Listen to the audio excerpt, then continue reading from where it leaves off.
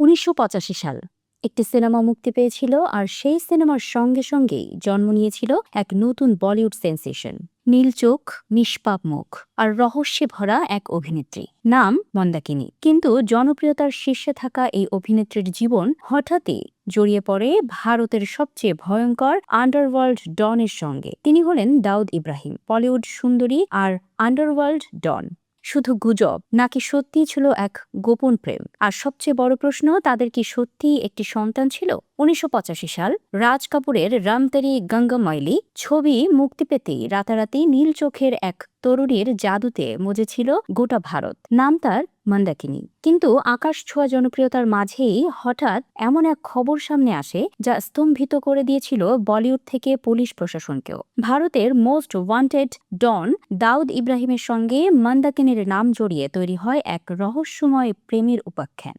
মন্দাকিনী ও দাউদের সম্পর্কের গুঞ্জন প্রথমবার দাবানলের মতো ছড়িয়ে পড়ে যখন শারজায় একটি ক্রিকেট ম্যাচ চলাকালীন গ্যালারিতে তাদের একসঙ্গে বসে থাকতে দেখা যায়। সেই ছবি সংবাদপত্রের পাতায় আসতেই শুরু হয় কাঁটা ছেঁড়া। গুঞ্জন রটেছিল দাউদ ইব্রাহিমের কলকাঠি নাড়াতে একের পর এক বড় ছবিতে সুযোগ পাচ্ছিলেন এই অভিনেত্রী। এমনকি দাউদ তাকে দুবাইয়ের বাংলোয় রাজকীয় হালে লুকিয়ে রেখেছিলেন বলেও দাবি করা হয়। তখন বলিউডে আন্ডারওয়ার্ল্ডের প্রভাব নিয়ে অনেক কথাই শোনা যেত। অনেকের দাবি ছিল দাউদ ইব্রাহিম নাকি মন্দাকিনীর প্রেমে এতটাই পাগল ছিলেন যে পরিচালক ও প্রযোজকদের চাপ দিয়ে তাকে সিনেমায় নেওয়ার ব্যবস্থা করতেন। এমনকি আরও বড় গুজব ছড়ায়, দুবাইয়ের একটি বিলাসবহুল বাংলোয় নাকি মন্দাকিনীকে লুকিয়ে রাখা হয়েছিল। এই খবর সামনে আসতেই বলিউডে শুরু হয় তীব্র আলোচনা।